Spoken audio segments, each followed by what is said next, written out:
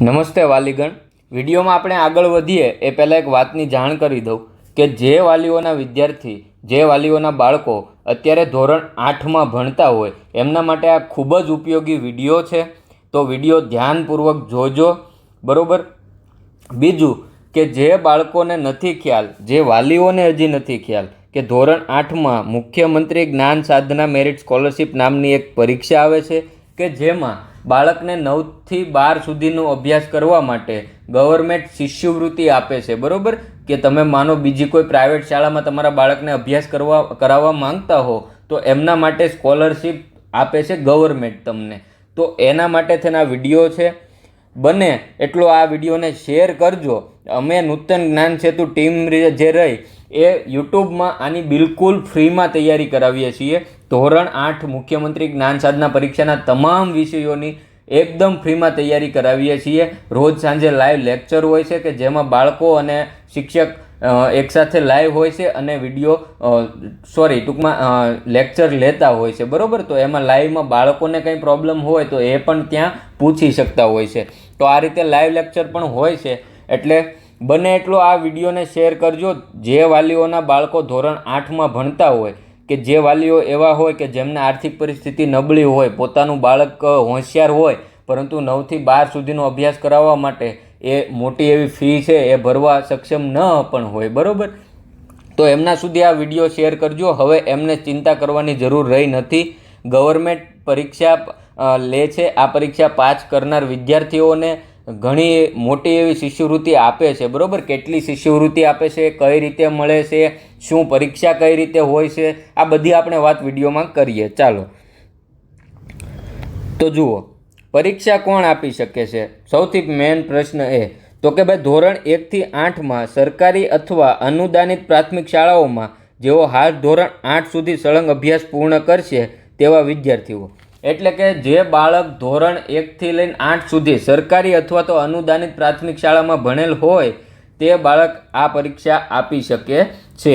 બીજું કે RTE act 2009ની કલમ 12(1)(c)ની જોગવાઈ હેઠળ સ્વનિર્ભર શાળાઓમાં ખાનગી કે જે 25%ની મર્યાદામાં જે તે સમયે ધોરણ 1માં પ્રવેશ મેળવેલ હોય અને એ વિદ્યાર્થી ધોરણ 8માં અત્યારે અભ્યાસ કરતો હોય તો એ બાળક પણ આ એક્ઝામ આપી શકે છે, બરાબર।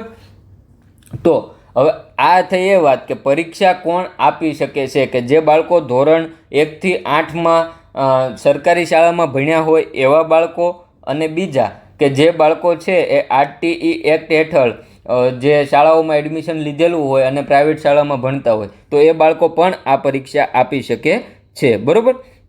બીજું કે આવક મર્યાદા પણ આમાં ડિપેન્ડ કરે છે। વાલીની આવક મર્યાદા છે કે શહેરી વિસ્તારમાં તમે રહેતા હો તો વાલીની આવક મર્યાદા 1,50,000ની હોવી જોઈએ, ગ્રામ્ય વિસ્તારમાં રહેતા હો તો 1,20,000 હોવા જોઈએ।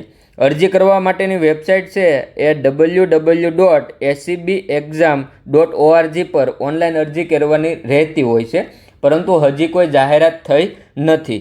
અરજી કરવાનો સમયગાળો છે એ જાન્યુઆરીથી ફેબ્રુઆરી મહિનામાં આવતો હોય છે।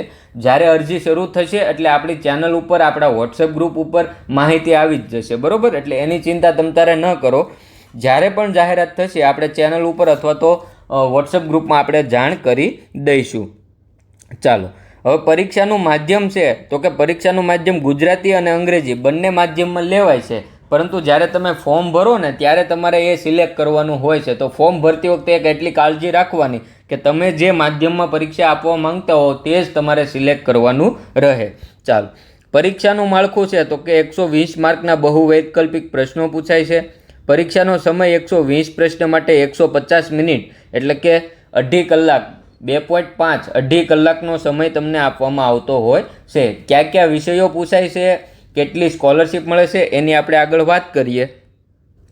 ચાલો, તો કે જુઓ, વિષયોને આધારે ગુણભાર કંઈક આ રીતે હોય છે। બૌદ્ધિક યોગ્યતા કસોટી એટલે કે એને રિઝનિંગ જે કહેવાય આપણે, બરાબર। તાર્કિક ક્ષમતાવાળા પ્રશ્નો છે એ તમને પૂછાતા હોય છે 40 માર્કના। એની તૈયારી આપણી ચેનલ ઉપર અત્યારે શરૂ છે। રોજ સાંજે 7 વાગ્યે વિડીયો લેક્ચર આવે છે, લાઈવ લેક્ચર હોય છે, બરાબર, રોજ સાંજે 7 વાગ્યે। તો જે બાળકો તૈયારી કરવા માંગતા હોય એ આવી શકે છે।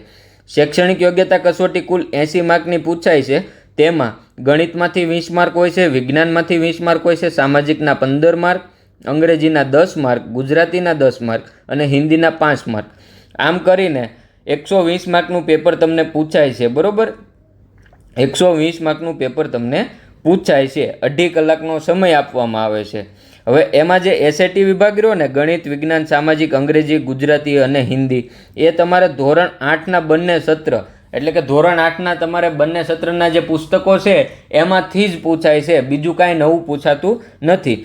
એમએટી વિભાગ છે એ હજી તમને કદાચ ખ્યાલ ન હોય, બરાબર, તો એની અત્યારે સ્પેશિયલ તૈયારી આપણે શરૂ કરી દીધેલી છે. ચેનલ ઉપર રોજ સાંજે 7 વાગ્યે આપણે લાઈવ લેક્ચર મૂકીએ છીએ. ચાલો આગળ વધીએ. એ પહેલાં કે ભાઈ, પરીક્ષામાં આવતા તમામ વિષયોની તૈયારી અમે બિલકુલ ફ્રીમાં કરાવવાનો નિર્ણય લીધો છે. નૂતન જ્ઞાન સેતુ ટીમ દ્વારા આ વર્ષે જે બાળકો ધોરણ 8માં ભણે છે અને જ્ઞાન સાધના, એવું નથી કે આમાં જ્ઞાન સાધના એક જ પરીક્ષા આવે, ધોરણ 8માં જ્ઞાન સાધનાય આવે, સાથે સાથે NMMS કરીને પણ એક પરીક્ષા આવે છે. બરાબર, તો આ પરીક્ષા જો પાસ કરો ને તો એમાં તમને 48,000 જેટલી સ્કોલરશિપ મળે છે. 42,000 જેટલી સ્કોલરશિપ મળે છે. બરાબર, NMMS પાસ કરો ને તો 42,000 જેટલી કંઈક સ્કોલરશિપ મળે છે. તો આ બંને પરીક્ષાની તૈયારી આપણે બિલકુલ ફ્રીમાં કરાવવાની છે. કોઈ પણ રૂપિયો ચાર્જ નથી લેવાનો. તમારે રોજ સાંજે 7 વાગ્યે લાઈવ લેક્ચર આવશે, પછી રેકોર્ડ કરેલા લેક્ચર પણ ચેનલ ઉપર આવશે. તો જે બાળકો તમારી આસપાસ રહેતા હોય, ધોરણ 8માં ભણતા હોય, બરાબર, અથવા તો તમને ખ્યાલ હોય કે આ બાળક ધોરણ 8માં ભણે છે, તો એમને આપણી ચેનલ સુધી પહોંચાડી દો. આપણે બિલકુલ ફ્રીમાં તૈયારી કરાવીએ છીએ, 1 રૂપિયો ચાર્જ લેવાનો નથી. માત્ર ને માત્ર નૂતન જ્ઞાન સેતુ ચેનલ છે યુટ્યુબમાં, એને સબસ્ક્રાઈબ કરીને રાખવાની છે. રોજ સાંજે જે લેક્ચર આવે એ એમને લાઈવ લેક્ચર ભરવાના છે, એટલે તૈયારી થઈ જશે. બરાબર, ચાલો આગળ વધીએ. તો કે આમાં કેટલી સ્કોલરશિપ મળે છે. બરાબર, જુઓ, સરકારીમાં એડમિશન લે તો પણ અલગ મળે છે, અને સ્વનિર્ભર શાળા એટલે કે પ્રાઇવેટમાં એડમિશન લે તો પણ અલગ અલગ મળતી હોય છે. જુઓ, અહીંયા ધોરણ વાઇઝ તમને આપ્યા છે. કુલ 25,000 જેટલા બાળકોને આ સ્કોલરશિપ આપવામાં આવે છે. એટલે કે જેટલા બાળકો પરીક્ષા આપે ને એમાંથી 25,000 જેટલા બાળકોને આમાં સમાવેશ કરવામાં આવે છે. જો બાળક 9મા ધોરણમાં સરકારી શાળામાં જાય તો 6,000 અને પ્રાઇવેટ શાળામાં જાય તો 22,000ની શિષ્યવૃત્તિ મળે. 10મા ધોરણમાં એ સરકારીમાં હોય તો 6,000, પ્રાઇવેટમાં હોય તો 22,000. 11મા ધોરણમાં સરકારીમાં 7,000 અને પ્રાઇવેટમાં 25,000.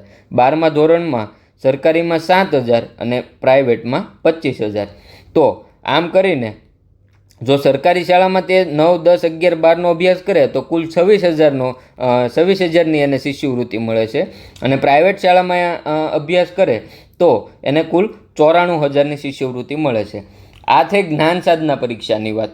જ્ઞાન સાધના પરીક્ષા પાસ કરે તો હવે જ્ઞાન સાધના પરીક્ષા અને NMMSની પરીક્ષા બંનેનો સિલેબસ છે ને લગભગ સમાન છે. બરાબર, થોડોક ફેર છે, તો એની આપણે અલગથી એક તૈયારી કરાવીએ છીએ. તો NMMSની જો પરીક્ષા પાસ કરશે તો સાથે સાથે 42,000ની પણ સ્કોલરશિપ મળવાની છે. આમ બંને પરીક્ષાની તૈયારી એકસાથે કરતા જાય તો 94,000 આના અને 42,000 NMMSના, એમ એને શિષ્યવૃત્તિ મળી શકે છે, મળવા પાત્ર છે. બરાબર, ચાલો, તો આપણે પરીક્ષા વિશે વાત કરી લીધી. જે વાલી મિત્રો, શિક્ષક મિત્રો અથવા તો વિદ્યાર્થી મિત્રો આ વિડીયો જોઈ રહ્યા હતા, એમને છેક સુધી આ વિડીયો જોયો એ માટે તો ખૂબ ખૂબ આભાર. પરંતુ એ મારી નાનકડી એવી અરજી છે કે તમારા ધ્યાનમાં જે પણ બાળકો એવા હોય કે જે અત્યારે ધોરણ 8માં ભણી રહ્યા હોય, ખરેખર ભણવામાં હોશિયાર હોય, પરંતુ એમના વાલીની આર્થિક પરિસ્થિતિને લીધે, બરાબર, કે વાલીની આર્થિક પરિસ્થિતિ નબળી હોય, જેના કારણે બાળક આગળ અભ્યાસ ન પણ કરી શકે એવું પણ બનતું હોય, તો હવે એમને ચિંતા કરવાની જરૂર નથી. એવા તમામ બાળકો કે જેમના વાલીની આર્થિક પરિસ્થિતિ નબળી હોય એ બાળકોને આપણાથી પરિચિત કરાવો, અમારી ચેનલ સુધી એમને પહોંચાડો. એમને કહો કે નૂતન જ્ઞાન સેતુ ચેનલ પર ફ્રીમાં તૈયારી કરાવવામાં આવે છે. બરાબર, અમે 1 રૂપિયાનો ચાર્જ નથી લેવાના. એના તમામ વિષયો આપણે લાઈવ તથા રેકોર્ડેડ વિડીયોમાં તમામ વિષયોની તૈયારી બિલકુલ ફ્રીમાં કરાવવાની છે. અમારો ટાર્ગેટ જે નૂતન જ્ઞાન સેતુ ટીમ છે એ આ વર્ષે એટલું નક્કી કરેલું છે કે મેક્સિમમ જેટલા બાળકો સુધી પહોંચી શકીએ એટલા બાળકો સુધી પહોંચવું છે. ગુજરાતના તમામ બાળકો કે જે ધોરણ 8માં ભણે છે એમને ફ્રીમાં તૈયારી કરાવી છે, અને જેટલા બાળકો દિલથી મહેનત કરે છે એમને શિષ્યવૃત્તિ અપાવડાવીને રહેવું છે. બરાબર, તો જે બાળકો ખરેખર દિલથી તૈયારી કરવા માંગતા હોય એમના સુધી આ વિડીયો શેર કરજો. આ સિવાય બીજું કંઈ નહીં. આભાર.